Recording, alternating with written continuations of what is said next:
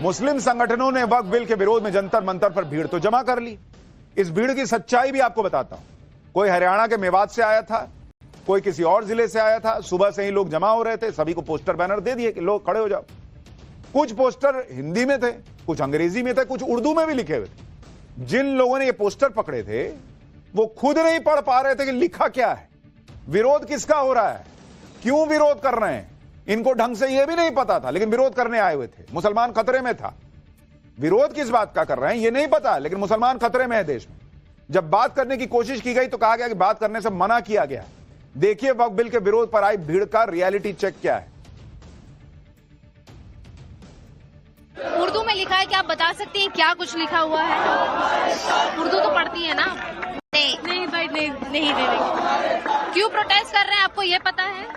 Protest क्यों कर रहे हैं ये पता है आपको? सही रहो। हाँ तो वही मैं जानना चाहती हूँ आपसे कि आप प्रोटेस्ट किस लिए कर रहे हैं? युवा है ओके। आइन के तहफ़्फ़ुज़ के लिए, परिम बिल और बुनियादी हुकूक के तहफ़्फ़ुज़ के लिए वक़्फ़ बिल वापस लो। बिल्कुल। आप कितना पढ़े लिखे हैं बच्चे? बात करने का वक्त नहीं। आप प्रोटेस्ट क्यों कर रहे हैं?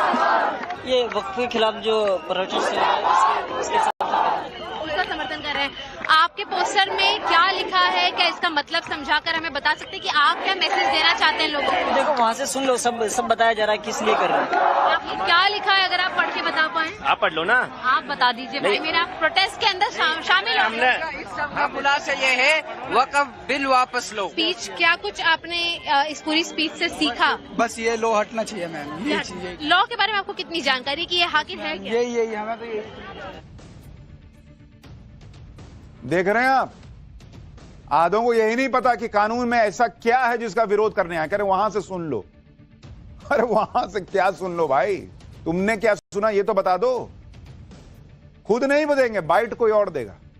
जंतर मंतर पर हालांकि सिर्फ मुस्लिम संगठन ही नहीं मौजूद थे, बल्कि वक्फ बोर्ड का विरोध करने कुछ हिंदू संगठन के लोग भी पहुंचे थे, जिसकी वजह से जंतर मंतर पर वक्फ को लेकर आर पार की स्थिति हो गई। एक तरफ मुस्लिम संगठन वक्फ बिल का विरोध कर रहे थे, तो दूसरी तरफ हिंदू संगठन के लोग वक्फ को ही खत्म करने की मांग कर रहे थे। पुलिस ने वक्फ बिल के समर्थन में नारेबाजी कर रहे हिंदू संगठन के लोगों को हिरासत में लिया और हंगामा खत्म कराया। यानी वक्फ के मुद्दे पर अब दोनों तरफ से नारेबाजी और हंगामा शुरू हो गया है।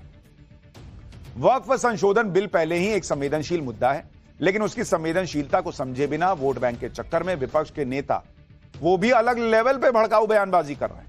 जैसे ओवैसी कह रहे हैं कि मोदी सरकार का मुसलमानों से दरगाह, कब्रिस्तान, मस्जिद छीन लेने का इरादा है। सपा सांसद अवधेश प्रसाद कह रहे हैं कि दुनिया की कोई ताकत इस बिल को पास नहीं होने देगी। अयोध्या से सांसद है। सपा सांसद धर्मेंद्र यादव तो कह रहे हैं कि चाहे जितनी कुर्बानी देनी पड़े, बिल पास नहीं होने देंगे, ये कुर्बानी देंगे।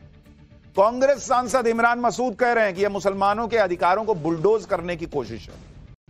कांग्रेस सांसद इमरान प्रतापगढ़ी कह रहे हैं कि क्या वक्फ की जमीन लूटकर सरकार अपने उद्योगपति दोस्तों को दे देगी। एक बार सुनिए वक्फ संशोधन बिल के विरोध में कैसे धमकियां दी जा रही हैं, फिर बताता हूं वक्फ पर कैसे इंडी गठबंधन में आपस में ही मतभेद है और जो आरोप लग रहे हैं उनकी सच्चाई क्या है। नरेंद्र मोदी की हुकूमत वक्फ बिल को लाकर कानून बनाने की जो कोशिशें कर रही है, उनका मकसद एक ही है, वजीर आजम का मकसद एक ही है कि मस्जिद और मंदिर के नाम पर आवाम हमेशा लड़ते रहे। और हम कॉशन कर रहे हैं चंद्रबाबू नायडू को, हमारे पासवान साहब को और नीतीश कुमार तक कायम रहेगी अगर आप इस वक्त नाजुक वक्त में इस बिल की तायीद करेंगे तो आपको मुसलमान कभी नहीं माफ करेगा, क्योंकि आपकी तायीद की वजह से ये बिल कानून बनेगा।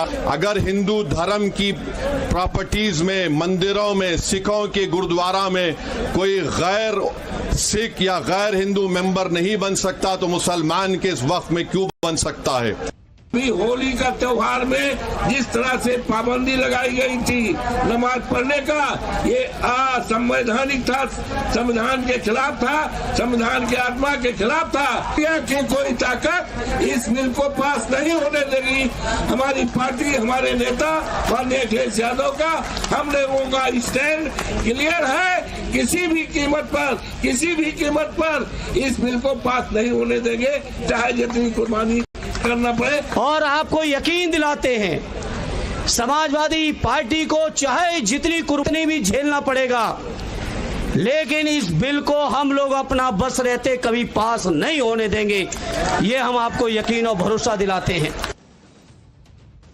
मैं उस लड़ाई के अंदर अपनी छोटी सी हिस्सेदारी अपनी पार्टी के और हमारे देश के मजबूत नेता राहुल गांधी के सिपाही के तौर पर आपके बीच में करने के लिए आया हूं। और हम लोग संसद से लेकर के सड़क तक इस लड़ाई को लड़ने का काम करेंगे। जहां खून की जरूरत होगी वहां खून देंगे, और जहां आपको लड़ने की जरूरत होगी हम आपको पहली सफ के अंदर नजर आने का काम करेंगे।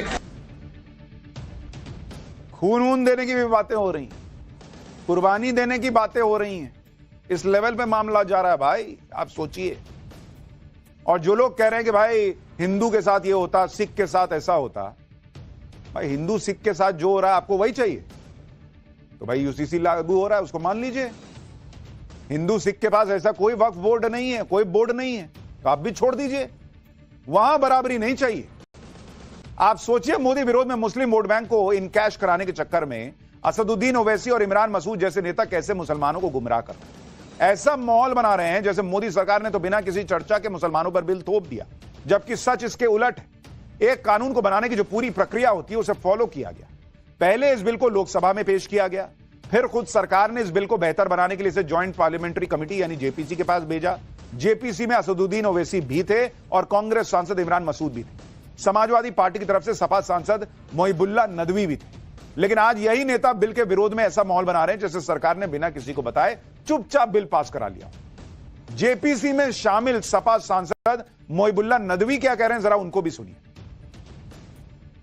आरएसएस ने सैकड़ों साल से जिनको दबाकर कुचल कर रखा है और अब वो संविधान को कुचलना चाहते हैं, बिल्डोज करना चाहते हैं। समाजवादी पार्टी ने माननीय अखिलेश यादव जी ने पहले दिन ही जब ये बिल लाया गया था साफ साफ कह दिया था कि ये कॉन्स्टिट्यूशन संविधान पर सबसे बड़ा होने वाला आजादी के बाद हमला है, हम इसको कभी बर्दाश्त नहीं कर सकते।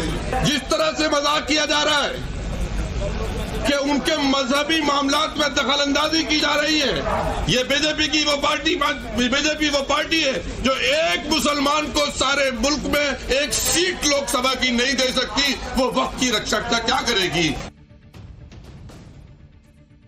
अब यह भी समझिए कि जेपीसी ने इस बिल में संशोधन को फाइनल करने से पहले कैसे मैराथन एक्सरसाइज हुई थी। लगभग हर पक्ष से इस पर बात की गई। बिल को लेकर 97 लाख सुझाव मिले। बिल पर गहन चर्चा के लिए जेपीसी की 36 मीटिंग्स हुई। इन मीटिंग में अलग अलग पक्षों की राय ली गई, जैसे अलग अलग मंत्रालयों और विभागों से राय ली गई, जिसमें अल्पसंख्यक कानून मंत्रालय के अलावा 15 राज्य सरकारों से बात हुई। 25 राज्यों के वक्फ बोर्ड को भी सुना गया, 5 अल्पसंख्यक आयोग को सुना गया। इसके अलावा मुस्लिम स्कॉलर्स से राय ली गई। अलग अलग राज्यों में बार एसोसिएशन को सुना गया। वक्फ संशोधन बिल को लेकर किसी की राय छूट न जाए, इसके लिए जेपीसी के सदस्यों ने मुंबई, अहमदाबाद, हैदराबाद, चेन्नई से लेकर पटना, कोलकाता, लखनऊ अलग अलग शहरों में विजिट किया। और यह सब किसी जल्दबाजी में नहीं किया गया। 8 अगस्त 2024 में जेपीसी का गठन हुआ था और उसने 5 महीने के बाद 30 जनवरी को रिपोर्ट सौंपी।